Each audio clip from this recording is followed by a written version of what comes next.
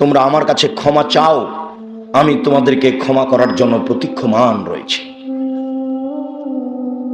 মানুষ তো তার প্রতিপালককে চিনে কিছু বলা প্রয়োজন মনে করে না। আনাস রাদিয়াল্লাহু তাআলা আনহু বলেন, রাসূল সাল্লাল্লাহু আলাইহি ওয়াসাল্লাম বলেছেন, আল্লাহ তাআলা বলেন, ইয়া ইবনে আদম মা দাউতানি ওয়া রাজাউতানি ওয়ালা উবালি। এ আদমের ছেলে মেয়ে শোনো, তুমি যেইভাবে আমাকে ডেকে থাকো আমি সেইভাবেই থাকি, যেভাবে তুমি আশা পোষণ করো সেভাবে আমি পূর্ণ করে থাকি। এ আদমের ছেলে মেয়ে শোনো, তুমি আমাকে যেভাবে ডাকো আমি সেভাবে সাড়া দিয়ে থাকি, তুমি যেভাবে আমার উপরে আশা পোষণ করে থাকো সেভাবে আমি পূর্ণ করে থাকি। তোমার ডাকার মতো আমি, তোমার আশা পোষণের মতো আমি।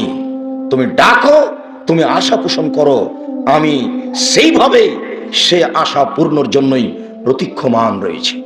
ইবনে আদম লাউ বালাগাত যুনুবুকা আনার সময়ে, এ আদমের ছেলে মেয়ে শোনো, তোমাদের পাপ বেশি হতে হতে যদি আকাশে লেগে যায়, ফাস্তাগফিরতানি, এরপরে যদি আমার কাছে ক্ষমা চাও, গাফারতু লাকা, আমি তোমাকে ক্ষমা করে দিব, ওয়ালা উবালি, আমি পরোয়া করি না তুমি কত বড় পাপী, আমি পরোয়া করি না তুমি কত বড় পাপী, আমি পরোয়া করি না তুমি কত বড় পাপী।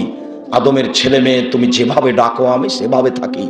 আদমের ছেলে মেয়ে শোনো, তুমি যেভাবে ডাকো আমি সেভাবে থাকি, যেভাবে আশা পোষণ করে থাকো সেভাবে আমি পূর্ণ করে থাকি।